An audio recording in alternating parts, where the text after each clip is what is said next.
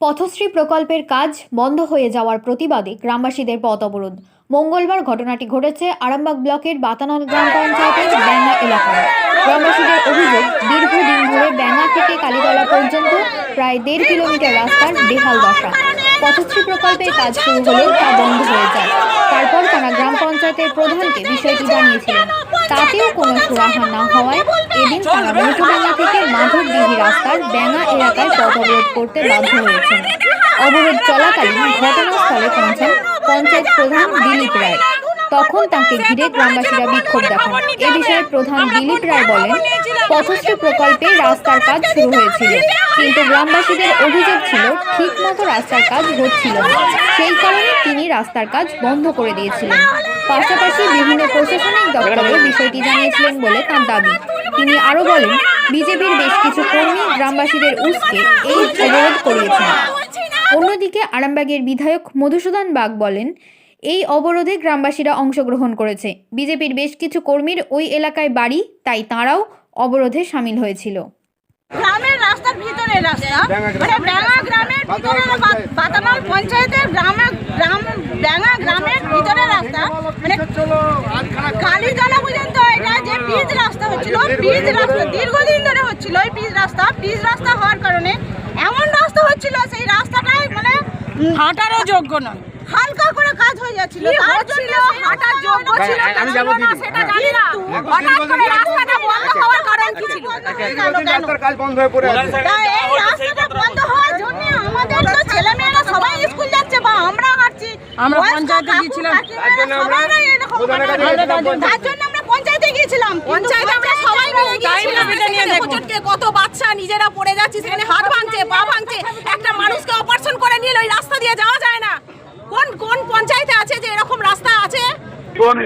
ব্যাঙ্গা গ্রাম থেকে ব্যাঙ্গা কালীতলা পর্যন্ত একটা পথশ্রী রাস্তা কয়েক মাস ধরেই বন্ধ হয়ে পড়েছিল।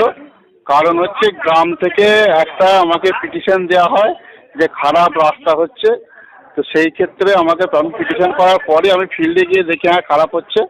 আমি এজেন্সিকে বলি যে রাস্তাটা খারাপ হচ্ছে, ওটা ইঞ্জিনিয়ার এনে ইনাদের সাথে নিয়ে রাস্তাটা অতি দ্রুততার সাথে শেষ করতে হবে, এ কথা আমি বলেছিলাম। তারপর এজেন্সি করেনে আমি কিন্তু জেলা পরিষদকে জানিয়েওছিলাম, বিডিওকেও জানিয়েছিলাম যে এই অবস্থার মধ্যে আছে, রাস্তাটা যাতে হয় সেটা একটু দেখতে হবে। এই যে ওখানে যখন আপনি গেলেন তখন আপনাকে ঘিরে একটু বিক্ষোভ মতন হয়েছিল, বিক্ষোভের হয়েছিল, এটা কি বিষয়? না, বিক্ষোভ বলতে ওই একই কথা যে রাস্তাটা যাতে তাড়াতাড়ি করা যায় এটা আপনাকে দেখতে হবে। আমার রাস্তাটা আমি হওয়ার পক্ষে না হওয়ার পক্ষে নয়, আমি কিন্তু রাস্তাটা হওয়ার পক্ষে।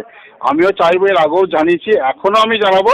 তবে আজকে একটা উচ্চ মাধ্যমিক পরীক্ষায় তোমাদের এই আজকের এই মানে পথ অবরোধটা, এটা আমার বাড়ির মেয়েটাও যেন পরীক্ষা দিতে যাবে, আপনাদের বাড়ির মেয়েটাও সেরকম পরীক্ষা দিতে যাবে। কিন্তু আজকে এগুলো উচিত নয়। আপনারা আমাকে গিয়ে একবার বলতে পারতেন, জানাতে পারতেন। আমি রাস্তাটা, কেননা আজকে বাংলায় একটা এইচএস পরীক্ষা চলছে, এদেরকে বললাম। দিয়ে ওনারা কি বললেন? তারপর অবরোধ তুলে নিয়েছিলেন? হ্যাঁ, ওনারা তারপর অবরোধ তুলেছেন। হ্যাঁ, এবং ওনারা ভিডিওতেও ওনারা হয়তো ভিডিওতেও দেখেছেন, যাবেন, গিয়ে কথা বলবেন, কোনো অসুবিধা নেই, যাতে রাস্তাটা হয় আমিও চাইব। মায়াপুর থেকে এই রাস্তাটা গোতান যাওয়ার রাস্তা? হ্যাঁ, মায়াপুর থেকে গোতান যাওয়ার রাস্তা এটা?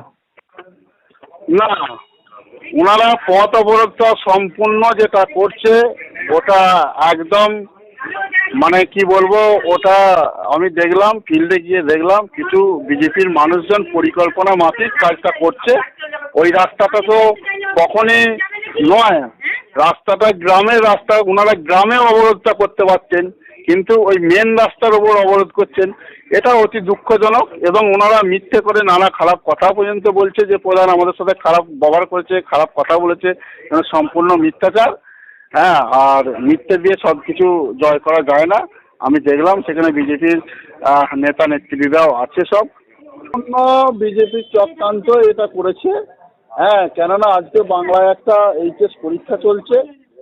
হ্যাঁ, সেই পরীক্ষাটাকেও ওনারা কি বলবো, মাননীয় প্রধান তিনি বলছেন যে আমি অনেক তদবির করে এনে এই রাস্তাটি করেছি, খুব ভালো কথা, রাস্তা তৈরিকে আমরা স্বাগত জানাচ্ছি, কিন্তু তার সঙ্গে সঙ্গে যারা গ্রামবাসীরা স্বতঃস্ফূর্তভাবে আন্দোলন করছেন নিম্নমানের সামগ্রী দিয়ে রাস্তা তৈরি হচ্ছে বলে, সেটাকে আপনি বিজেপির বিক্ষোভ বলে দাবিয়ে দিতে পারেন না।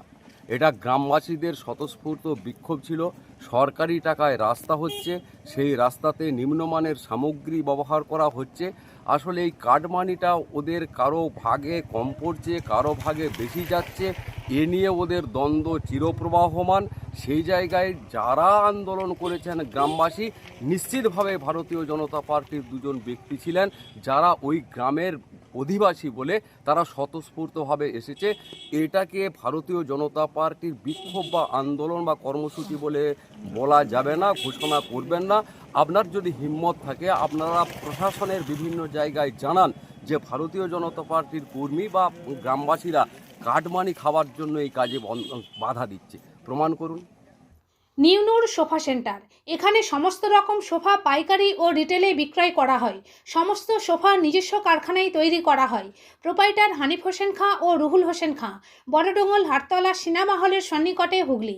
যোগাযোগ 7797170093 এবং 9382003105।